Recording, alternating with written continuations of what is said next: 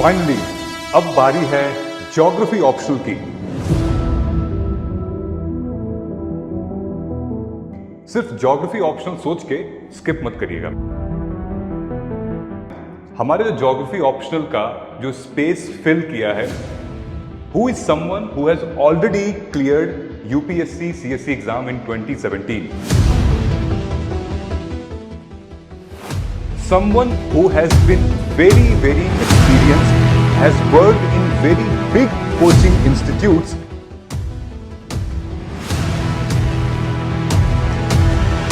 मैं इनवाइट करने जा रहा हूं ज्योग्राफी ऑप्शनल के फैकल्टी जो कि अमित सर को।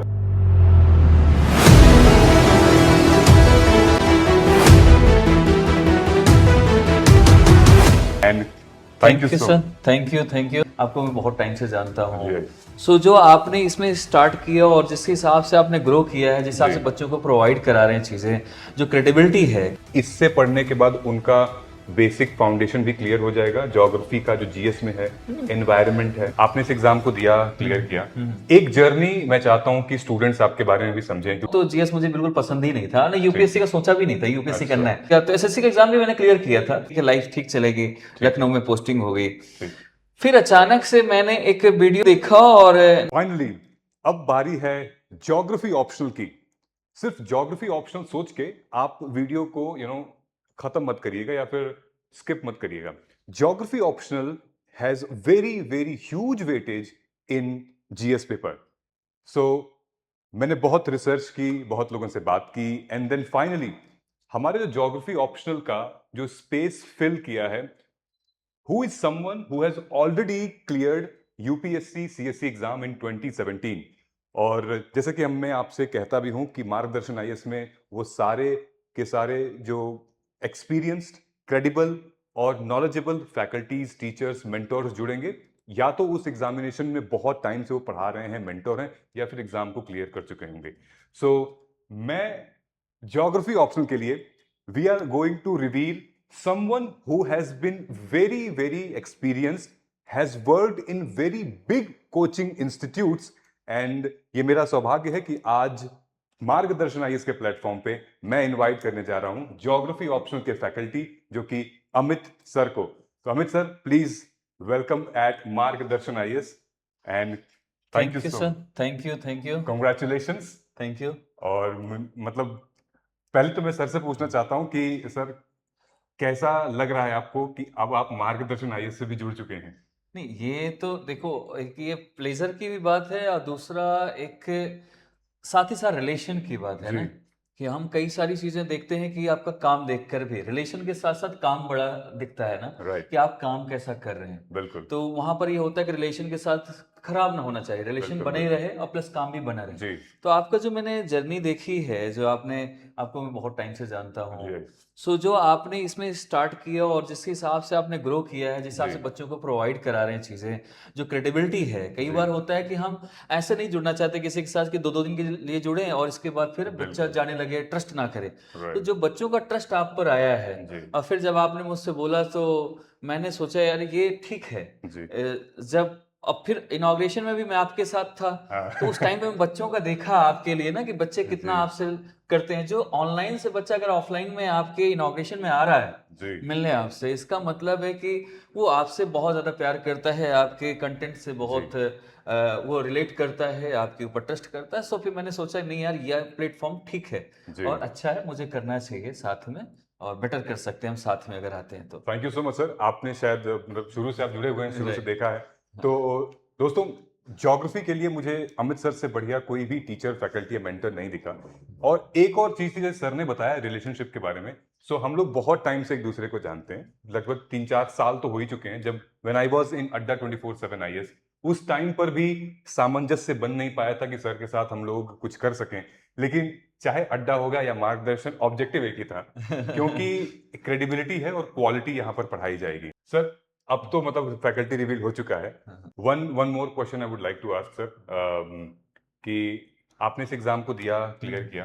एक जर्नी मैं चाहता हूं कि स्टूडेंट्स आपके बारे में भी समझें, क्योंकि बहुत सारे बिगिनर हैं, क्या पता वो शायद आपसे पहले ना उनका जुड़ाव हो, नहीं समझ पा रहे होंगे। लेकिन अगर आप जर्नी बताएंगे तो आई थिंक वो जर्नी, वो कहानी से थोड़ा कनेक्ट कर पाते हैं। देखो क्या है कि सर, एक तो मैं साइंस बैकग्राउंड से था 12th तक, इसके बाद तो नहीं रहा, लेकिन मेरी फिजिक्स बहुत अच्छी रही है। अच्छा। अब पहले मुझे जीएस, बेसिकली अगर मैं कहूँ तो जीएस मुझे बिल्कुल पसंद ही नहीं था ना, यूपीएससी का सोचा भी नहीं था यूपीएससी अच्छा। करना है, क्योंकि ऐसी लाइफ जी है ना, तो उससे कोई फर्क था नहीं कि क्या करना है अपने को। ठीक है। तो सही गाइडेंस मिलने, कभी इंजीनियर बनने का सपना था, फिर साइंटिस्ट बनने का था, फिर चेंज होता गया। फिर मैंने एसएससी का, तो एसएससी का एग्जाम भी मैंने क्लियर किया था 2015 में। अच्छा। और फिर इसके बाद ये था कि चलो ठीक है, क्लियर किया, जूनियर अकाउंटेंट मिल गया मुझे, ये था कि ठीक है, लाइफ ठीक चलेगी, लखनऊ में पोस्टिंग हो गई। ठीक। फिर अचानक से मैंने एक वीडियो, क्योंकि यूट्यूब, मैं मोबाइल बहुत टाइम बाद यूज किया था, ओके। ग्रेजुएशन से हो गया था, यूज नहीं करता था मोबाइल, ठीक है। और वो भी कीपैड वाला कभी। ठीक है। सो उसमें अर्तिका शुक्ला आई थी, 4th रैंक थी। हाँ। अर्तिका शुक्ला हाँ। 15 की हैं शायद हाँ, वो। हाँ, हाँ। सो उनका मैंने एक वीडियो देखा, और नया नया यूट्यूब चला था, मैंने मोबाइल लिया था, स्मार्टफोन, तो मैंने देखा।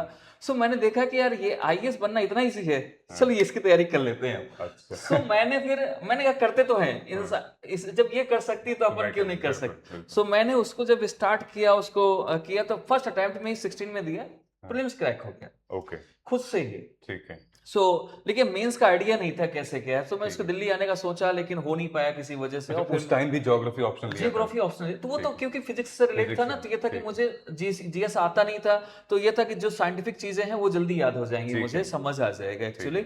फिर इसके बाद मैंने सेकंड अटेम्प्ट दिल्ली आके आया, और दिल्ली मैंने पढ़ा, और खास करके मेंटोरशिप ली, और प्लस सेल्फ स्टडी, दो चीजों में। वो मेंटोर हमारे वो सारे सब्जेक्ट के माहिर थे बेसिकली, वो उन्हीं का थोड़ा थोड़ा छाया मेरे ऊपर पड़ी हुई है, ये कह सकते हैं। वो अब नहीं है दुनिया में, वाईडी मिश्रा सर, सो बहुत पुराने टीचर, तो उनसे मैं मिला, और फिर वो मेरा सेकंड अटेम्प्ट में ही क्रैक हो गया। अच्छा। सो क्रैक होने के बाद फिर मैंने सोचा कि जो बहुत सारी मिस्टेक्स होती हैं जो शायद कोचिंग प्रोवाइड नहीं करा पाती, मैं उस चीज को प्रोवाइड कराऊं। ओके। तो आपने फिर इसके बाद देखा है, आप तो जुड़े थे, तो जो बच्चा मेरे साथ मेंटोरशिप में रहा हो, या जियोग्राफी ऑप्शनल में जियोग्राफी के लिए बहुत सारे बच्चे आए ही थे, एथिक्स, इस सब चीजों को मिलाकर मैं उसे कंबाइंड कोशिश करता था। और जियोग्राफी में कॉन्सेप्ट, मैं बेसिकली कॉन्सेप्ट डेवलप करवाता था बच्चे को। कोई भी सब्जेक्ट में आप कॉन्सेप्ट डेवलप करिए, स्टोरी कनेक्ट करिए, आपको क्लियर हो जाएगा। तो उससे अभी तक लगभग 50+ बच्चे ऐसे हैं जो सिलेक्टेड हैं, सबके नाम तो याद नहीं रहते। और मेरा एक फंडा रहा है कि मैं टॉपर्स को बुलाता नहीं रहा, अगर खुद से आ गया तो ठीक है, नहीं आया तो जाओ तुम, बुलाने का ऐसा सीन है नहीं। सो आए और खुद बोले, तो ठीक है। अब वो हुआ भी, इस साल भी अभी 590 रैंक निकला है। सो एक ही बच्चा निकला, लेकिन एक ही मैंने लगाया, ठीक है। दूसरा बच्चा, 3 और बच्चे थे इंटरव्यू में, लेकिन उनका किसी वजह से रह गया। इस बार प्लेन्स क्वालिफाई कर गए, फिर से ईश्वर करेगा तो हो जाएगा उनका। So this is the basically journey. उसके बाद मुझे लगता है सर, आपने काफी सारे बड़े बड़े इंस्टीट्यूशंस और ब्रांड के साथ आप एसोसिएटेड रहे हैं। एक इंपॉर्टेंट मैसेज जो मैं आपसे पूछना चाहता हूँ कि geography optional not everybody takes, वो एक ऐसी स्पेशल चीज क्या है? फॉर एग्जाम्पल, अगर कोई स्टूडेंट देख रहा है, उसको कंफ्यूज है कि ज्योग्राफी क्या पढ़ें क्या नहीं पढ़ें, ऑप्शनल कौन सा लें, तो आप उसको कैसे समझा सकते हैं कि बेटा अगर तू ज्योग्राफी लेगा या लेगी तो तेरा क्या एडवांटेज मिलेगा? देखो, जियोग्राफी एज एन ऑप्शनल अगर हम देखें, सो इसके बेनिफिट्स बहुत हैं। हम कई बार सिर्फ जियोग्राफी, क्योंकि देखिए जो है, अगर मैं जियोग्राफी ऑप्शनल पढ़ा रहा हूँ, आप पीएसआईआर पढ़ा रहे हैं, सभी को अपने सब्जेक्ट का बताने में बड़ा मजा आता है कि हाँ ये सबसे रिलेट करता है। लेकिन जियोग्राफी जब आती है तो बात आती है, एक तो ये प्रैक्टिकल सब्जेक्ट है, खास करके जो डॉक्टर्स हैं, इंजीनियर्स हैं, उनके लिए तो बेस्ट है। साइंस से जो है उसके लिए तो बेस्ट ही है, क्योंकि वो कॉन्सेप्ट बेस है। आधा तो फिजिक्स का मामला घुसा हुआ है इस पे, सारी चीजें कैसे क्या है, तो प्रैक्टिकल है। एक बार कॉन्सेप्ट आपके माइंड में घुसा कि क्यों हो रहा है, उसके आगे का हमें स्टेप मालूम हो जाएगा एक स्टेप जानने के बाद। पहले ये चीज है। दूसरा, ये जीएस को, बाकी चीजों को कई बार हम सोचते हैं सिर्फ जियोग्राफी एक छोटा सा पार्ट है। जियोग्राफी से इन्वायरमेंट डायरेक्ट रिलेट करता है, number 1। Disaster management direct relate करता है, क्योंकि जियोग्राफी का पार्ट है आपका डिसास्टर, चाहे अर्थक्वेक हो, वोल्केनो हो, या सुनामीज, साइक्लोन्स, ये सारी चीजें डिसास्टर का पार्ट है। क्लाइमेटोलॉजी कुछ भी आती है। तीसरा पार्ट बनता है कि हम कई बार इसे छोटे से, जीएस पेपर 1 में भी कवर होता है जियोग्राफी, जो आपकी जीएस है, जीएस फाउंडेशन का जो पार्ट है जियोग्राफी, उसमें भी हमारा आता है। इसके साथ सबसे बड़ी बात है, आजकल जियो पॉलिटिक्स की आप बात करें, खास करके जो अभी न्यूज में भी है, ईरान वॉर चल रहा है, ईरान यूएसए कॉन्फ्लिक्ट्स जो चल रहे हैं, इजराइल का स्ट्रेट ऑफ हॉर्मुज, जियोग्राफी। आप एंट्री करें, आप कहीं भी जा रहे हैं, जियोग्राफी ही तो है।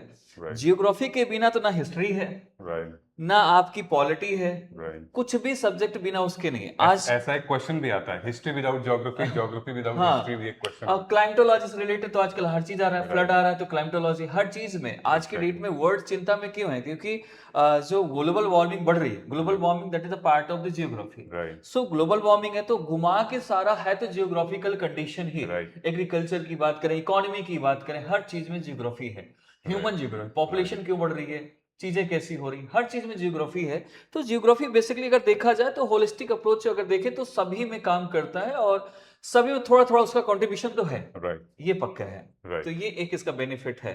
ठीक है सर। अब एक एक इम्पॉर्टेंट इन्फॉर्मेशन है कि अगर जैसे हम लोग जो बैचेस लॉन्च कर रहे हैं ज्योग्राफी ऑप्शनल का, तो किस तरीके से हम इन स्टूडेंट्स को गाइड करेंगे? मतलब अगर हम कर रहे हैं, क्या इससे पढ़ने के बाद उनका बेसिक फाउंडेशन भी क्लियर हो जाएगा ज्योग्राफी का, जो जीएस में है, एनवायरनमेंट है? देखिए क्या है ना, इसमें सर सारा कुछ क्लियर हो जाना, उसका रीजन है। है उसके पीछे, क्योंकि इसमें जियोमॉर्फोलॉजी, ओशनियोग्राफी, क्लाइमेटोलॉजी, सारा चीज उसमें, सारा इंडियन चीज जियोग्राफी, ठीक है इन्वायरमेंटोलॉजी एंड बायोजियोग्राफिकल, ठीक है ये सारी चीजें उसमें कवर होती हैं। जब ओके सारी चीजें, ह्यूमन जियोग्राफी सब कंप्लीट हो रहा है, तो ओके उसका बच क्या रहा है? ओके बस इसमें क्या होता है, फर्क सिर्फ इतना है, इसमें कुछ जियोग्राफर को याद रखना पड़ता है, राइट जियोग्राफर की कैटेगरीज। तो वो थोड़ा बहुत अगर वो पढ़ भी लेता है तो उसके लिए बेनिफिट है। राइट नहीं भी पढ़ता है तो भी बेनिफिट है उसका, कि राइट चलो ठीक है इतना छोड़ देता हूं, लेकिन अगर उसके कॉन्सेप्ट बैठ जाएगा, जब कभी आएगा, अगर उसे मौका मिलता है, नाम भी ऐसे डाल दिया, और तो भी उसके मार्क्स मिल जाते, बढ़ जाते, तो एक तो सारा चीज कवर है, बिल्कुल एक पहली बात ये है। बिल्कुल और जो पेपर थर्ड में भी इसका रोल है, पेपर टू में भी रोल है इसका, पेपर राइट वन में भी रोल है, और राइट साथ ही साथ आपके ऐसे में ऐसे भी में भी इसका रोल होता है। सबसे बड़ा इंपॉर्टेंट ये है राइट। जी। और गाइस, अभी इसके कुछ वीडियोस हम लोग सर के साथ भी रिकॉर्ड करेंगे with reference to geography optional, geography के फाउंडेशन को कैसे कवर करेंगे। इनफैक्ट नीचे कमेंट सेक्शन में और डिस्क्रिप्शन बॉक्स में गूगल फॉर्म है for 1-to-1 personal mentorship with Amit sir, उसको आप फिल कर दीजिएगा। साइमल्टेनियसली अगर आप यूपीएससी सीएससी की तैयारी एकदम बिगिनर कर रहे हैं, देन आई थिंक मेंटर का रोल बहुत इंपॉर्टेंट है, जैसे कि सर ने बोला था, is very very important. So let us start and prepare geography option in such a way that it should cover our GS as well, and then simultaneously we crack UPSC and CSC examination. So all the best. Thank you so much, sir. Thank you.